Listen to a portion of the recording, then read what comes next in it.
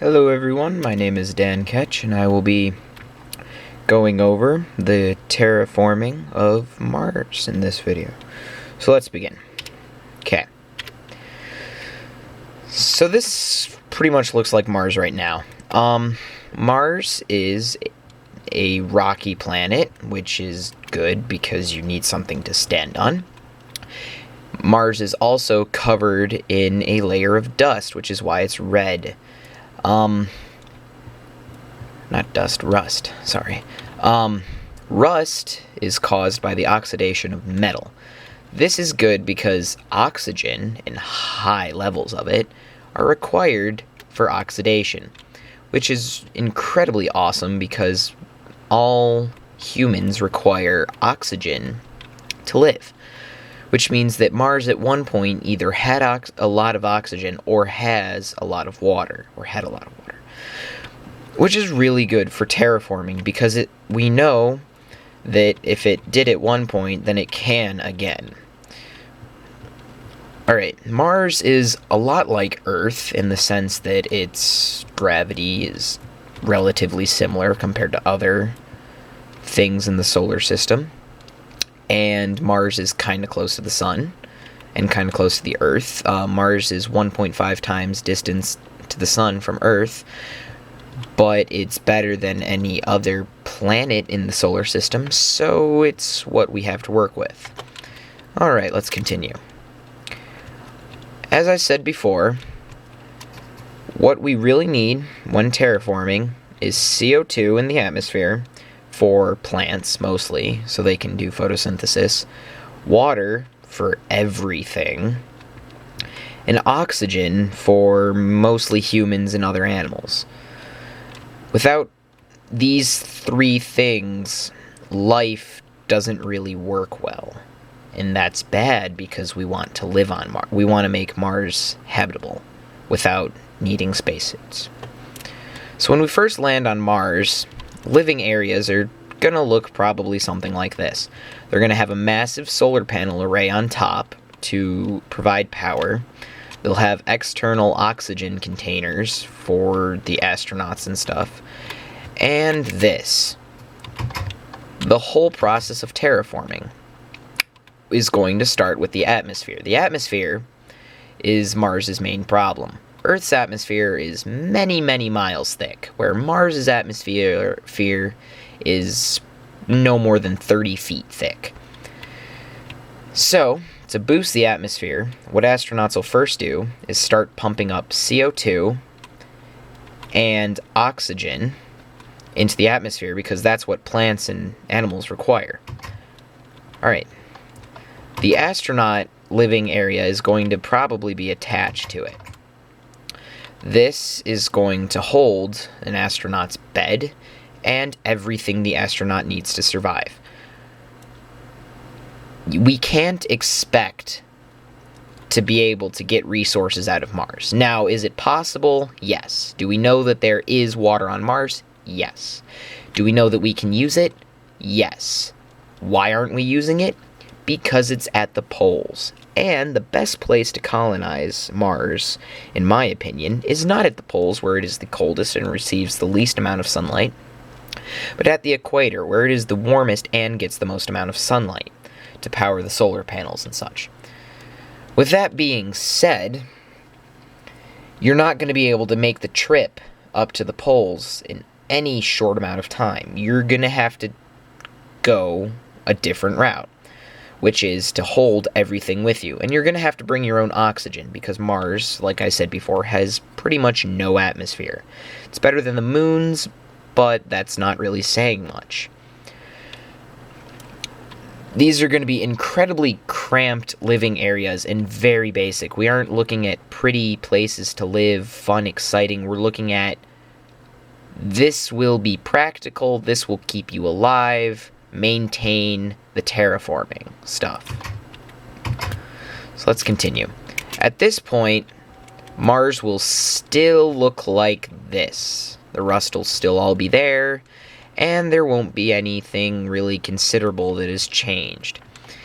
The atmosphere is going to take a long time to change and build. So you really won't see anything dramatic for a while yet. Over time, however, more and more colonies, marked in red, and super terraforming factories, marked in yellow, will begin to pop up all around the equator of Mars. This means more people and quicker terraforming. Now, by this time, which is probably a couple hundred years into the future, after the first few Martian bases are established, colonies might look like this. You'll still have highly trained people, but the living areas will be nicer. You'll have more room to walk around. It still won't be very comfortable, but it'll be better. You'll still have to hold most of your supplies with you, and you'll still have to do most of what you were doing before. However, the terraforming factories won't be as big. They will be more numerous, but they won't be as large, which is, it could be a good thing, it could be a bad thing. The other main difference are the new greenhouses. Now, once you've lived here for a while, astronaut food gets really, really disgusting really fast. I've had some, I hated it. So astronauts are going to want some better food. The problem is, Mars isn't going to get as much sunlight as plants and animals and we are used to on Earth. So, to make growing food possible, you're going to need grow lamps, which are those. These grow lamps will be artificial sunlight, and we have them on Earth, but they're going to have to be bigger. Now, the main thing with this is these greenhouses are probably going to need their own power supply, because they're going to require a lot of energy, and if something happens, you're going to want to keep the food growing, because you won't be storing as much other food. The next new building to arrive are the massive factories. Now, these factories aren't building anything. They aren't building items. They're building the atmosphere still. These are still terraforming factories. Unlike those small factories that were about the size of a house, or the original factory, which was about the size of a large house, these things will be the size of car manufacturing places. Way, way bigger. They will still be pumping in a lot of oxygen and CO2, but there isn't a whole lot of that on Earth, and if you're going to transport stuff to Mars, you're going to need other gases. So, we're going to put in some other filler gases. Other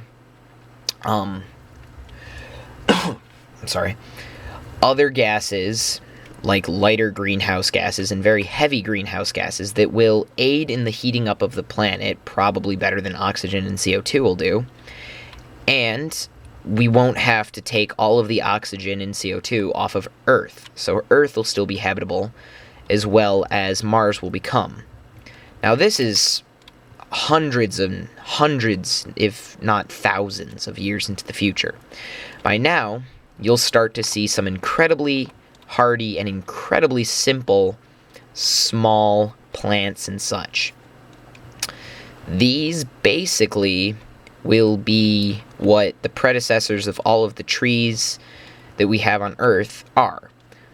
They'll be incredibly basic but incredibly hardy. The great thing about these is they'll also aid in the terraforming of Mars. They'll be taking the CO2 in that we've added and they'll be converting it into oxygen.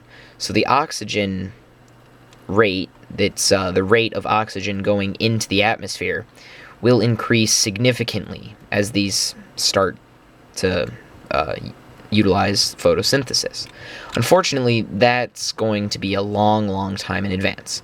But let's pretend we can jump 500,000 to a million, if not a billion years into the future.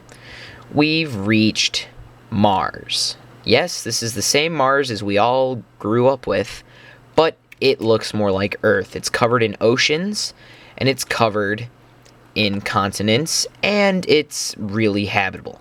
You'll go from Mars looking like that to Mars looking pretty much what your backyard looks like, which, you know, is a plus.